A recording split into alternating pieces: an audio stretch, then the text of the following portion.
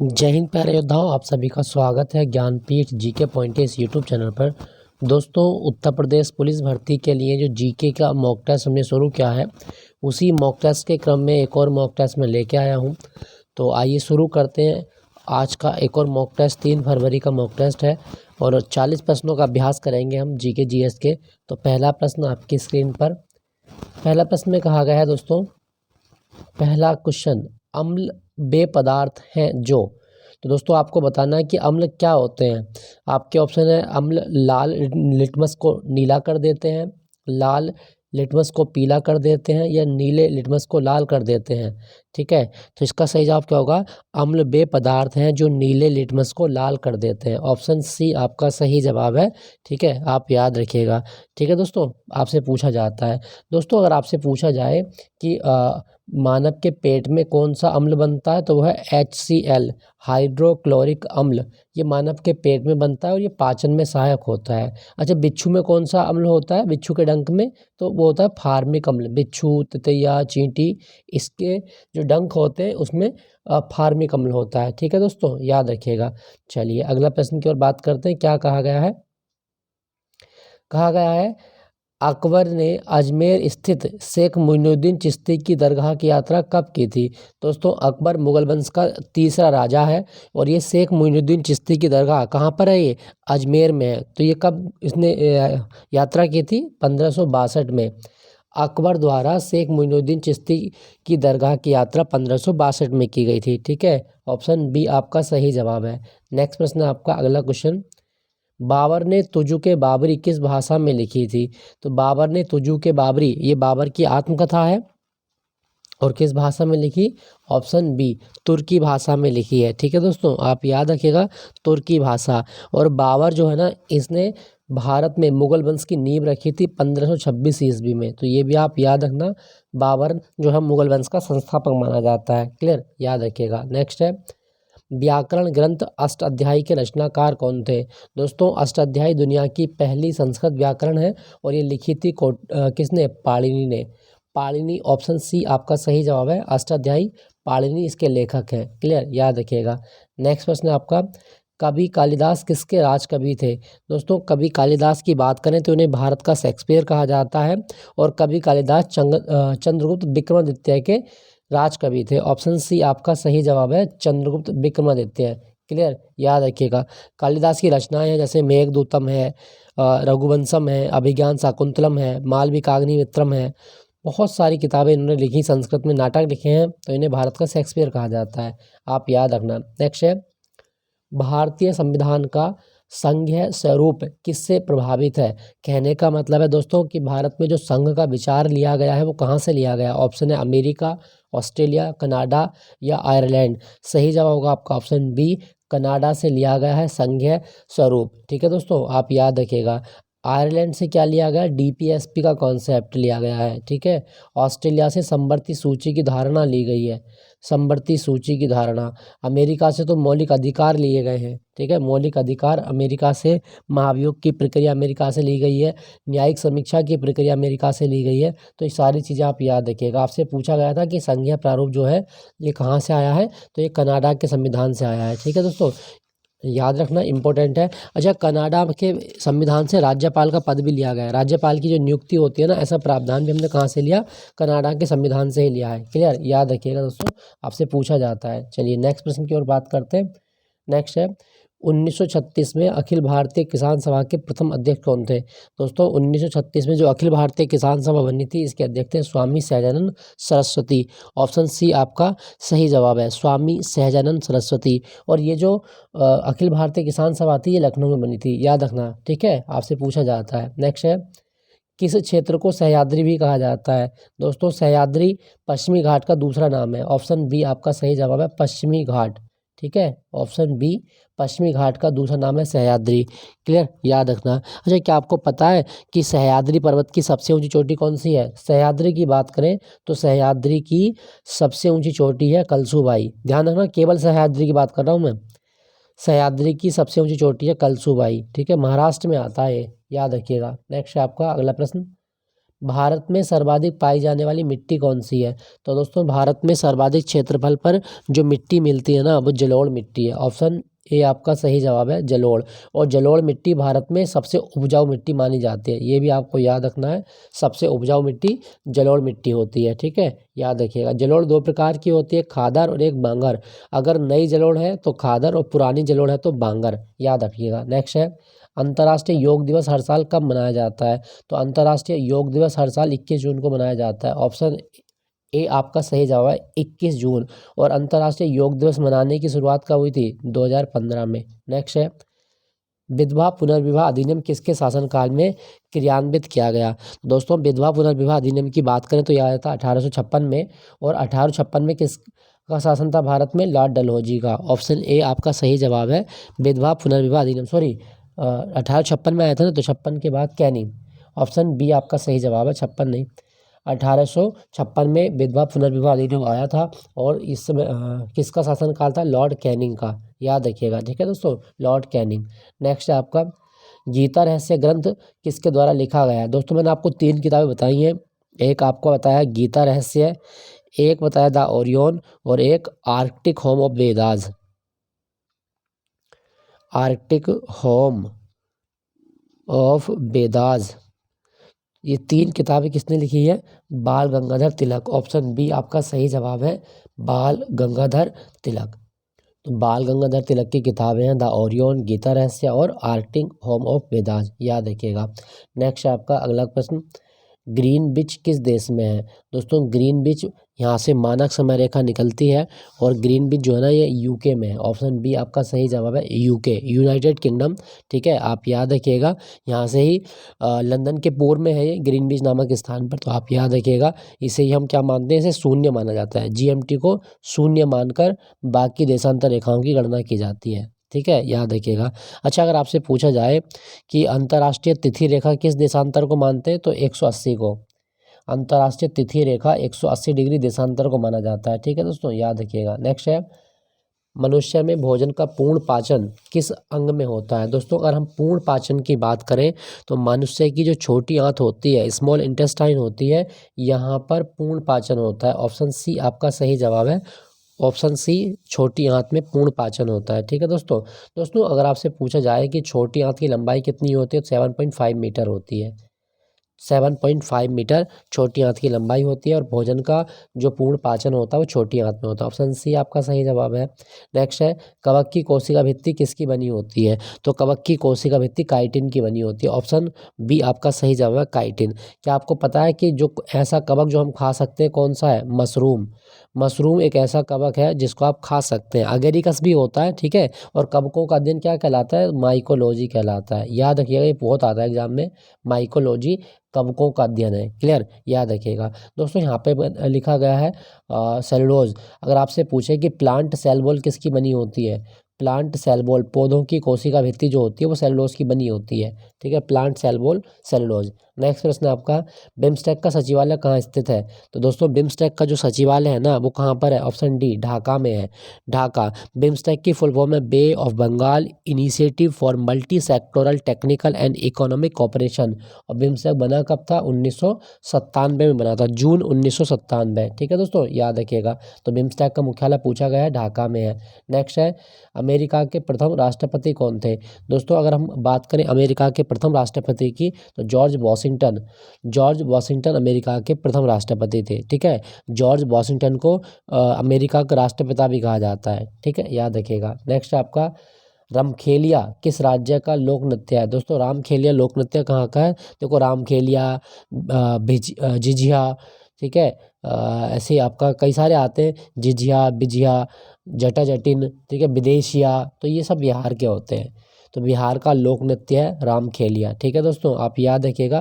केरल के तो आप जानते हैं कथकली है, क्लासिकल डांस है, मोहिनीअट्टम है, उसके बाद में थय्यम है, थुलाल है, और पुलिकली है, मरगमकली है, कोलकली है, कैकोटिटकली है, ठीक है। तो कली वाले जितने डांस होते हैं वो केरल के होते हैं।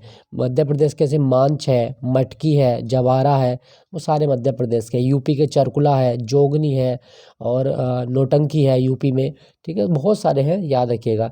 नेक्स्ट है विश्व पृथ्वी दिवस कब मनाते हैं? 22 अप्रैल, इसका सही जवाब है ऑप्शन डी, 22 अप्रैल को हर साल पृथ्वी दिवस मनाया जाता है। ठीक है दोस्तों, आप याद रखिएगा। अच्छा दोस्तों, अगर आपसे पूछा जाए कि पृथ्वी की त्रिज्या कितनी है तो 6371 किलोमीटर, 6371 किलोमीटर ये पृथ्वी की त्रिज्या है और पृथ्वी को नीला ग्रह भी कहा जाता है। क्लियर, याद रखिएगा। नेक्स्ट है आपका अगला प्रश्न, 15वीं जनगणना का आदर्श वाक्य क्या था? तो दोस्तों 15वीं जनगणना हुई थी 2011 में और इसका आदर्श वाक्य हमारी जनगणना हमारा भविष्य। ऑप्शन सी आपका सही जवाब है, हमारी जनगणना हमारा भविष्य। नेक्स्ट है आपका, भारत का प्रथम नाभिकीय पनडुब्बी कौन सा है? दोस्तों भारत का प्रथम नाभिकीय पनडुब्बी है INS Arihant, INS Arihant. Option C इसका सही जवाब है, भारत का पहला नाभिकीय पनडुब्बी INS अरिहंत है। ठीक है, याद रखिएगा, आपसे पूछा जाता है।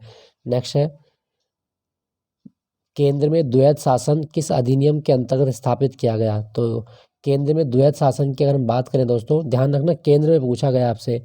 देखो, साल 1935 में भारत सरकार अधिनियम लाया गया और इसमें जो प्रांतों में द्वैध शासन की व्यवस्था थी वो समाप्त करके क्या करा, केंद्र में जो द्वैध शासन था उसको लागू कर दिया। तो ये आप याद रखिएगा, भारत सरकार अधिनियम 1935 के द्वारा केंद्र में द्वैध शासन स्थापित किया गया था। ऑप्शन सी आपका सही जवाब है, याद रखिएगा। ठीक है दोस्तों, पूछा जाता है। अच्छा दोस्तों, अगर आपसे क्वेश्चन पूछे कि भारत परिषद अधिनियम का दूसरा नाम क्या है तो वह है आपका मार्ले मिंटो, मार्ले मिंटो, ये जरूर याद रखिएगा। भारत परिषद अधिनियम 1909 का दूसरा नाम मार्ले मिंटो है, पूछा जाता है आपके एग्जाम में। ठीक है, और 1919 को क्या बोलते हैं हम, चेम्सफोर्ड मॉन्टेग्यू सुधार। ठीक है, याद रखिएगा। नेक्स्ट आपका, उत्तर प्रदेश के प्रथम राज्यपाल कौन थे? दोस्तों यूपी के प्रथम राज्यपाल थे सरोजिनी नायडू, इन्हें भारत की कोकिला कहा जाता है और सरोजिनी नायडू उत्तर प्रदेश की प्रथम राज्यपाल थी। ऑप्शन बी आपका सही जवाब है। ठीक है दोस्तों। अच्छा, अगर आपसे पूछा जाए कि उत्तर प्रदेश दिवस कब होता है तो 24 जनवरी को होता है उत्तर प्रदेश दिवस। ठीक है, याद रखिएगा। नेक्स्ट है, विशेष आहरण अधिकार SDR किससे संबंधित है? दोस्तों स्पेशल ड्राइंग राइट जो है ये अंतर्राष्ट्रीय मुद्रा कोष के अंतर्गत आता है। तो सही जवाब क्या होगा, अंतर्राष्ट्रीय मुद्रा कोष। ऑप्शन डी आपका सही जवाब है। ठीक है, और IMF ने 1969 में SDR को निर्धारित किया था। ठीक है दोस्तों, आप याद रखिएगा। दोस्तों विश्व बैंक हो चाहे अंतर्राष्ट्रीय मुद्रा कोष हो, दोनों का मुख्यालय कहाँ पर है? जवाब होगा वाशिंगटन DC में है। विश्व व्यापार संगठन का मुख्यालय जेनेवा में है। ठीक है, रिजर्व बैंक आप जानते हैं ये भारत का केंद्रीय बैंक है और ये मुंबई में है। नेक्स्ट प्रश्न है आपका, नल सरोवर पक्षी विहार कहाँ पर है? तो नल सरोवर बर्ड सेंचुरी आपकी ऑप्शन बी गुजरात में, नल सरोवर पक्षी विहार गुजरात में है। ठीक है दोस्तों, आप याद रखिएगा। दोस्तों अगर आपसे पूछा जाए कि गुजरात राज्य कब बना था तो 1 मई 1960 को बना था।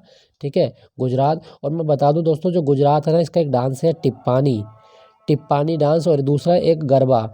तो गरबा और टिप्पानी कहाँ के डांस है? तो गुजरात के ही डांस हैं। गुजरात में नल सरोवर पक्षी विहार भी है। इससे ज़्यादा फेमस है गिर नेशनल पार्क। तो गिर नेशनल पार्क जो एशियाई शेरों के लिए प्रसिद्ध है, कहाँ पर है? गुजरात में है, याद रखिएगा। नेक्स्ट प्रश्न है आपका, जॉर्डन और इजराइल के मध्य कौन सा सागर है? दोस्तों जॉर्डन और इजराइल के मध्य सागर की बात करें हम तो यहाँ पे आपको कौन सा सागर देखने को मिलेगा? मृत सागर, डेड सी। ऑप्शन सी आपका सही जवाब है, मृत सागर। ठीक है दोस्तों, याद रखिएगा। अच्छा दोस्तों, अगर आपसे पूछे कि इजराइल जो है इसका मतलब इसकी संसद क्या है? नेसेट, इजराइल की संसद है नेसेट, याद रखिएगा, ये पूछा जाता है आपके एग्जाम में। नेक्स्ट है, बास्केटबॉल के एक खेल में कितने खिलाड़ियों की टीम बनती है? दोस्तों बास्केटबॉल में खिलाड़ियों की संख्या होती है 5, याद रखिएगा 5 खिलाड़ी होते हैं।